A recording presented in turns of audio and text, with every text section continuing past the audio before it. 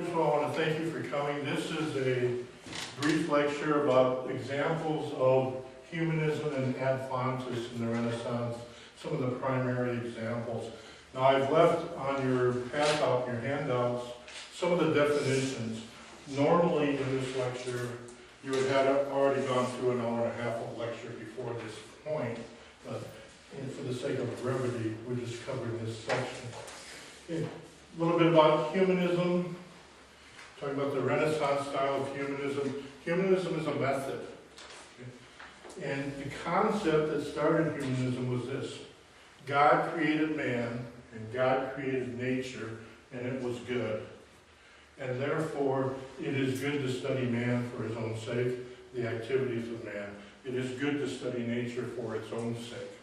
So in the Renaissance, they're separating these disciplines from theology and making it a separate study in itself. This will lead to some certain points. It's going to lead to the glorification of nature. Many in the Renaissance will glorify nature over the written word. It is not anti-religious. It is not anti-Christian. They are opposed, however, to the church bureaucracy. And they are opposed to the old style of learning where the teacher says something and you accept it. Okay. So this will be different in the Renaissance. So they're going to develop in the Renaissance what's called Studia Humanitatis. That's on your handout too. Basically the humanities, or the liberal arts if you prefer. And that's where this concept of studying in the liberal arts were developed. As this occurs in the Renaissance, 3 points are going to come out. One is called eloquence. They're going to really glorify eloquence. It's not what you say, it's how you say it. That's going to be a main point. And the other one we'll talk probably about most, ad fontes. And that is to the source. You remember in church yesterday, come thou fount of many blessings. It comes from the same word font, the source. In that case, Jesus is the source of all our blessings. So they're going to look for the sources of things. It's an infatuation, it's an obsession in the Renaissance. This is where historians get their concept of original sources or primary working materials too will come out of this. They're also going to do this, they're going to begin to glorify the classical world. Classical Greek language will be highly prized, Latin, and Republican Rome will also be glorified.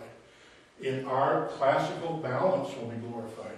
You have something over here, you balance it in your picture or your architecture, all the way to the focal point, which will be in the middle.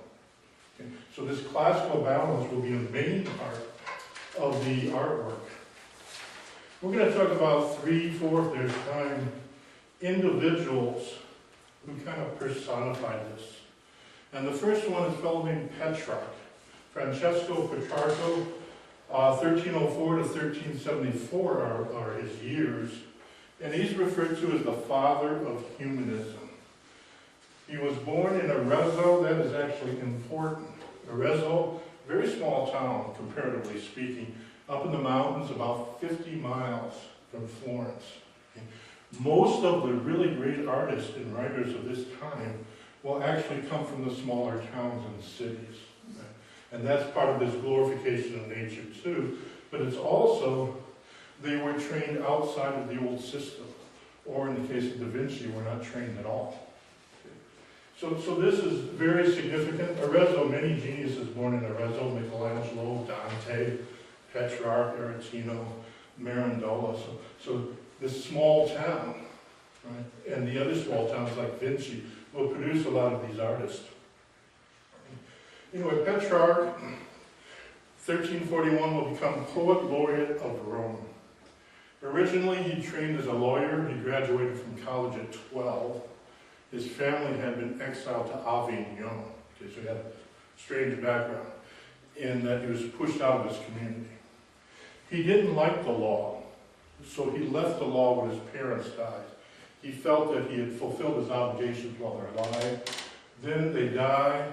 He leaves the law and starts traveling the continent, searching for old Greek and old Latin manuscripts. He was obsessed with that font, is getting the sources. And he would write some books. First one is Africa. Africa is a biography of Scipio Africanus. Scipio Africanus, a general from Republican Rome, and he is very significant because he will defeat Hannibal at the Battle of Zama, and that will be a turning point. It will be Republican Rome that will be glorified and will rise at this point. He's also going to write the lives of illustrious men. This is about men from Republican Rome, except for Cicero, who comes later. But he's going to write about them. He's glorifying old Rome, Republican Rome. That's the golden age. Later, he's going to write two other pieces much shorter. One is called Letter to Posterity, where he encourages people in their studies not to give away their life in their studies. And also a set of Mont Ventoux. Sorry, I'm not a French speaker. Mont Ventoux. And this ascent of Mont Ventoux, he climbs this mountain in the French-Italian Alps because it's there. Okay. This is significant. This is new. This hasn't been done before. Climbing a mountain because it's there, just to look around, just to study nature. And it is in Ascent of Mont Ventoux, he rejects his studies and recommits to Christianity. And this will be common in the Renaissance too. And he says for posterity, quote, "If only I have lived well, it matters little to me how I have taught. Mere elegance of language can produce, at best, but an empty fame," close quote. So Petrarch kind of turns away from the eloquence, right, and more into living a good life towards the end.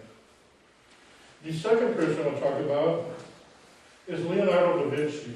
Da Vinci lived 1452 to 1519. He was born in Vinci. His father and mother were not married, so he did not have a name. So he took the name Da Vinci. It also prevented him from going to the regular schools. And he considered this a break because he was not trained in the old system, and it allowed his genius and allowed nature to take its course for him. Da Vinci, widespread engineer, military strategist, sculptor, scientist, and painter. Da Vinci worked and experimented in many ways.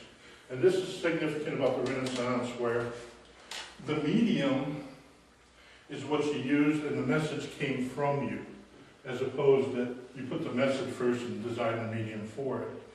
That way Da Vinci could make changes. And he's going to make some major ones. One's called sfumato, and the other is called chiaroscuro. They're basically the same thing. You use different shades of the same color, some darker, some lighter, and in nature, which would be chiaroscuro, you're going to get more natural look in the paintings. You can even get almost like aerial shots just by manipulating the shades. Even more significant is sfumato. It's going to take the same concept, alternating the depth of the color, the shading and lighting, and it's going to bring out emotions in people's faces.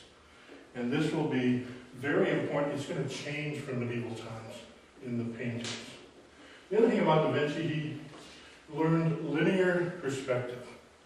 And remember in fourth grade, you had to draw the lines of the road going backwards. They didn't know how to do that before Da Vinci. So in medieval painting, you have people standing on their tippy toes. You have people standing on other people's heads. Okay? Because they weren't really concerned with it, how beautiful and natural it was. They just wanted to push the message. With Da Vinci, you're going to see shades of emotions. You're going to people standing on their feet, things like that. And two of his most important works, one is called The Last Supper. Anybody seen that, right? The Last Supper. Last Supper shows that classical balance. You see, Jesus is the focal point in the middle. 6 apostles on each side. The apostles are in groups of 3. And each of these groups of 3 are carrying on their own kind of conversation. So it carries out this classical balance. Also, the people have expressions on their faces. They're not just flat. Okay? In the old and medieval days, they're just kind of flat, almost like looking at a hand. And incidentally, I saw the writing where he did it in pencil, right, before he did the painting, because Leonardo did all these. And just rest assured, John is John. John is not Mary. It says Giovanni right on the drawing. Okay, just thought I'd let you know. The second one, most important, I think, is the Mona Lisa. Anybody seen the Mona Lisa? The real one, not the picture. Okay. I used to think the Mona Lisa was just that, you know. What is it, right? You look in the book, and it looks flat. And I had an opportunity to see the Mona Lisa in France. And it's an experience. It's a big crowd in front of the painting. You have to get to the crowd, and they start pushing, shoving, elbowing, literally, right? And that's what I was doing. I don't know what I was doing, but it was a quest. I wanted to see this now, right? So as you look into the Mona Lisa, I'm going to use the camera here, you look straight into it. And at that moment in time when you look straight into it, at least when I did, everybody around me just seemed to disappear. All the sounds, all the pushing, all the shoving seemed to disappear. And I went into a dream. Okay. Lasted for about 4 seconds, and somebody nailed me in the back of the head, actually shoved me out of the way.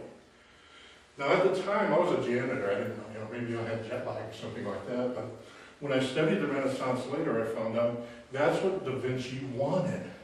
He wanted people to go into a dream. He was actually accused of witchcraft for this painting, right? But he manipulated the shading, use of sfumato, so you kind of go into a dream when you look straight at it, right? And this again, Renaissance, you can do this. Before Renaissance, message before medium, you could not work with that. So that's a very significant painting. Not very big, not this big, right? Really small painting, right? But just this magnificent masterpiece.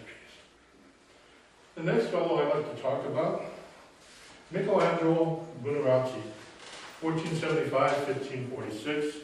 He's also born in Arezzo, by the way. And he's one of my favorites, quite frankly. He was a simpler man than Da Vinci. Da Vinci had an ego problem. Okay? But he was simple in the sense that he was less concerned with himself than he was with the actual paintings. Okay? And Michelangelo's quote, true beauty is communicated from God to people and from one person to another. Okay, close quote. So Michelangelo truly believed this is a calling. This is a purpose, this artistic thing.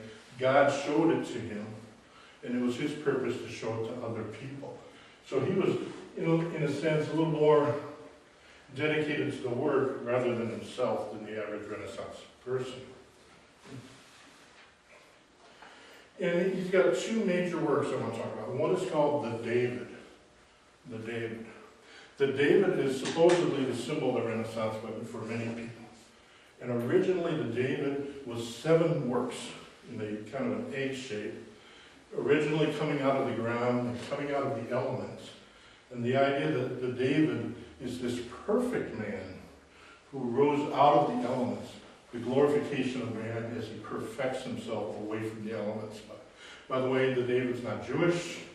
Michelangelo knew his anatomy, and David's not circumcised. So it's not the David of the Bible. But this is supposed to be the man over the elements, the kind of symbol. The next important one, after the David, which is in Florence, by the way, if you want to go see it, is, anybody want to guess on that? The Sistine Chapel. Okay? St. Peter's Basilica, over 6,000 square feet of non-stop masterpieces. If you have to think about this, 6,000 square feet non-stop masterpieces, one right after another. So this is really incredible. And the supreme Renaissance design is there. You've probably seen a picture of it. God reaching out and about to touch Adam and give Adam life. Okay, this is the supreme Renaissance concept, the harmony of the mortal and the divine.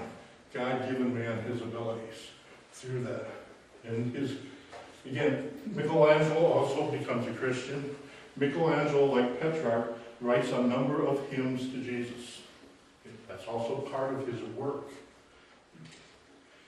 And what I will do now is say goodbye to our television audience. And after this, if you want to ask any questions on this, let me know.